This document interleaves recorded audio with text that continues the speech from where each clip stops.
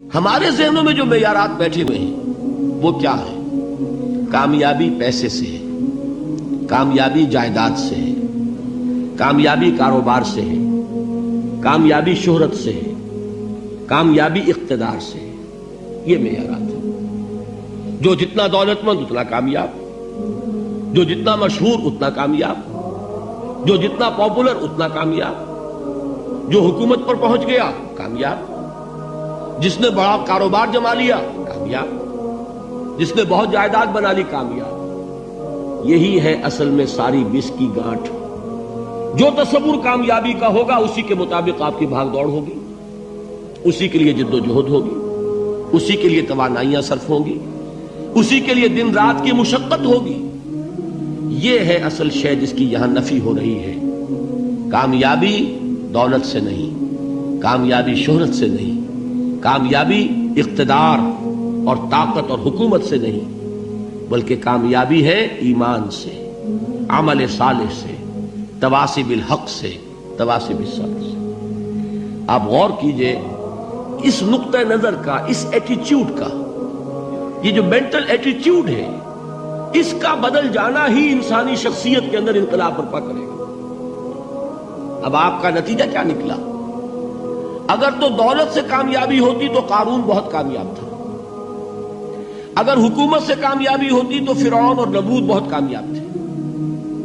کامیابی ان سے نہیں ہے۔ کامیابی انسان دولت میں قارون کی دولت تک پہنچ جائے اور دنیا میں دبدبہ اور اقتدار اور سلطنت اور حکومت کے اعتبار سے وہ نمرود اور فرعون کا مقام حاصل کر لے، وہ ناکام ہے، خائب ہے، خاسر ہے، برباد ہے۔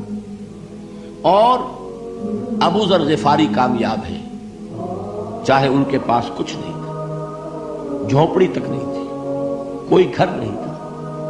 حضور نے فرمایا ہے اللہ کے کچھ بندے ایسے ہوتے ہیں جو کسی محفل میں جانا چاہیں تو انہیں اجازت نہ ملے، جو کہیں اگر رشتہ کرنا چاہے کوئی ان سے رشتہ کرنے کو تیار نہ، کہیں کوئی سفارش کرنا چاہے تو ان کی کوئی بات ہی نہ سنے۔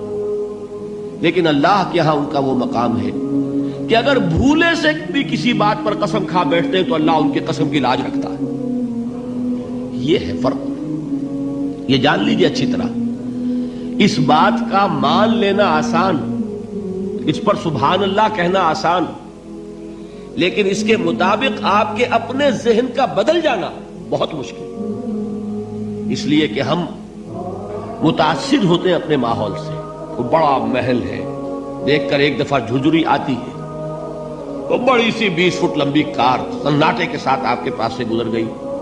ایک دفعہ اعصاب کے اندر ارتعاش ہوتا ہے، محسوس ہوتا ہے بڑے یہ نصیبے والے لوگ ہیں، بڑے خوش نصیب، بڑے کامیاب، حالانکہ کچھ معلوم نہیں کہ یہی سب سے بڑی بد نصیبی ہو سکتا ہے کہ یہی سب سے بڑی ناکامی ہو۔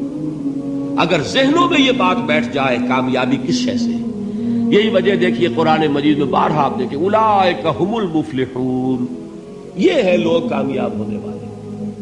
آج یہ آپ نے نماز میں وہ آیات سنی، یا ایھا الذین آمنوا ارکعوا واسجدوا واعبدوا ربکم وافعلوا الخیر لعلکم تفلحون۔ اے ایمان والو، رکوع کرو، سجدہ کرو، اپنے رب کی پرستش اور بندگی کرو اور اچھے کام کرو تاکہ تم کامیاب ہو جاؤ۔ تو کامیابی کن چیزوں سے ہے؟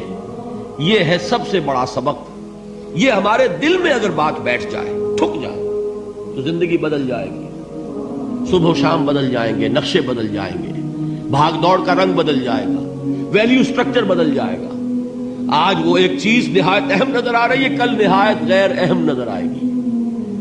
جیسے کہ حضور کی حدیث ہے مالی ولی الدنیا، مجھے تمہاری اس دنیا سے کیا سروکار ہے، انما مثلی کراکب استظل تحت شجرۃ ثم راح فترکها، میری مثال تو اس سوار کی سی ہے جو تھوڑی دیر کے لیے ایک درخت کے سائے میں ٹھہرتا ہے سستانے کے لیے، پھر وہ اپنا راستہ لیتا ہے، اسے اس درخت سے مستقل تعلق اس کا نہیں ہے، وہ اس کا گھر نہیں، وہ اس کی منزل نہیں۔ اسی طرح یہ دنیا میرا گھر نہیں ہے۔ اب دیکھیے ہم کہتے ہیں انا للہ و انا الیہ راجعون، ہم تو مسافر ہیں، ہم اللہ کے پاس سے آئے، اللہ کی طرف ہمیں لوٹ جانا ہے۔